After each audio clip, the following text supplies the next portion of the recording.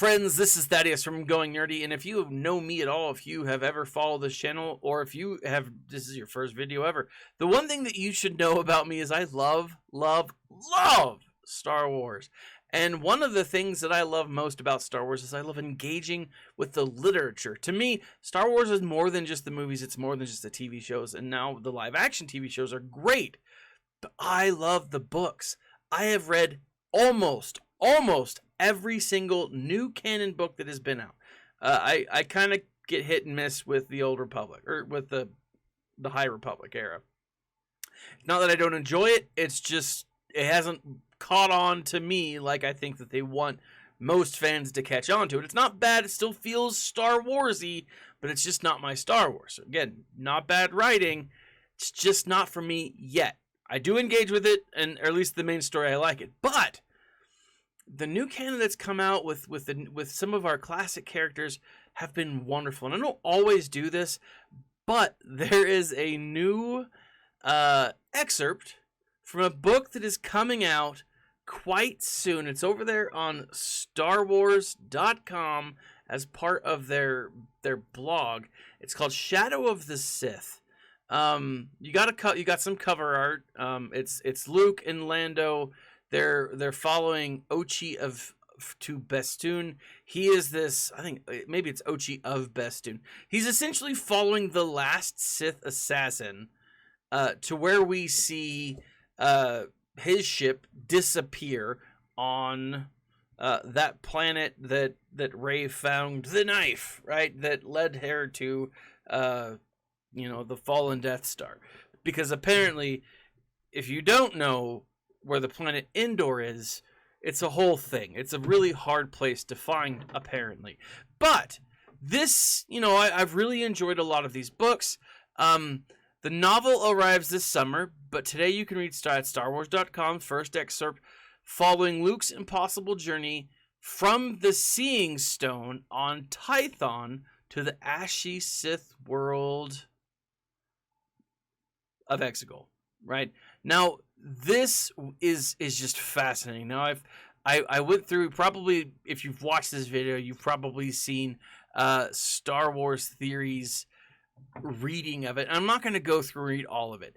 Essentially, what you need to know is while Luke is on this the seer stone, quite possibly the same seer stone that Grogu was placed on Tython, he has like this out-of-body moment. So what we saw on, in episode 9, or 8, whatever that last one was with Luke, wasn't his first time to be out of body, right? He's eaten the shrooms before. So here's the thing: as he's traveled to Exegol, right? He's on this planet. He knows where it is. And while he's there, he gets surrounded by 9 shadow-bladed wraiths, is what they call them, right? I am gonna read this little section, right? Because it is dope. And then there was a new light that appeared. Not the white flash of lightning, or the wraith blades as they were lit by the unholy light.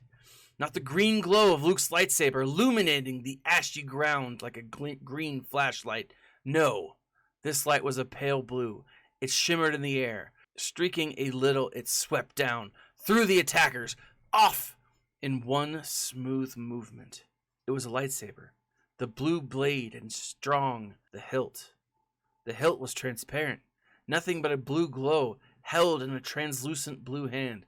Luke fell back on his elbows and gasped at the pain in his joints, as also in sheer surprise at the sight before him. Standing between himself and the wraiths was another figure, a man in flowing pale robes, his back to Luke, his head hidden under a voluminous hood. The entire figure glowed like soft electricity, bright in this world of endless night. When the lightning flashed, Luke had seen the 9 wraiths through the form of a man who stood between them and their quarry. Luke's mind raced as he tried to identify the spirit of the Force who had arrived to protect him. Ben? No, it wasn't Ben. The robes, the man's form was The spectral being lifted the lightsaber, holding it high above his head, the blade parallel to the ground. For the first time, the wraith seems to take note of their enemy. They backed away, 9 forms huddling together, blades lowered. They were screaming from their blank, bandaged faces, although Luke wasn't sure whether it was from a real sound or just an echo inside his head. It was hard to concentrate on what he was seeing, the way the force reverberated around the figure in blue. His entire vision seemed to buckle around him. The wraith continued to back away, and then they vanished, their shadow shapes evaporating into dust that spun away on the last eddy of the dying wind. For a moment, all was still. Then the blue figure turned around, his lightsaber extinguished. Luke pushed himself up onto his elbows. He blinked. It couldn't be. It couldn't be. The blue figure lifted his hood back to reveal the strong, sharp face of a young man, his gaze intense beneath a furrowed brow that was bisected by a straight vertical scar. His thick hair was shoulder length and had a slight wave to it. Anakin Skywalker reached out his hand. Luke took it, and everything went white. Oh my goodness, ladies and gentlemen. If you ever wonder if you should read a book, yes, you should read a book. You should read this one. I am so very excited. I honestly wish. Now, Star Wars, I'll reach out to you. Of course I will. I would love an advanced copy of this. I would absolutely love an advanced copy of this. Like I said, I have read every single Star Wars canon book that's come out. I need to start making videos about them because they're phenomenal most of the time. Most of the time. Like, I haven't read a bad one. That's not true. There was one that I was just not a fan of. And I got to go back and reread it because I feel like I didn't give it much of a chance. But, because I bought it, so might as well. This sounds amazing. And the whole everything feels amazing. This is so very exciting to me. Luke is going to speak with his father, right? He's going to have the conversations he didn't have with Vader. He's going to speak with Anakin. Now, in the originals, we see Obi-Wan, and he says, Vader, if you strike me down, I'll become more powerful than ever, right? And so maybe that's what we see here. This is freaking dope. I am so excited, guys. Now, what could it mean? It could mean any number of things, right? To me, what I'm seeing is the context that we left out of 7, 8, and 9 will finally be added. A lot of people don't like them. I totally understand. I thought 7 was good. I thought 8 was meh, right? And 9 I've seen twice. I own it. I'm a subscriber to Disney Plus, and I still can't bring myself to watch it again because it's just too much, right? And it's just the story is so much going on in the story. It's chopped together in the wrong way. It's rushed. It's not put together well.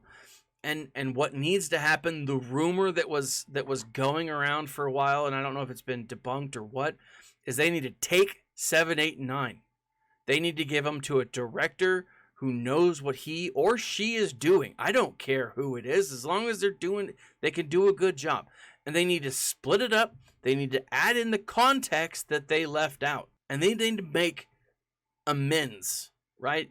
They need to tell us why 7, 8, and 9 are important. Now, a lot of people are thinking that 7, 8, 9 are going to be completely, revamped. That they're going to be recut or thrown out with, with the whole concept of the world between worlds.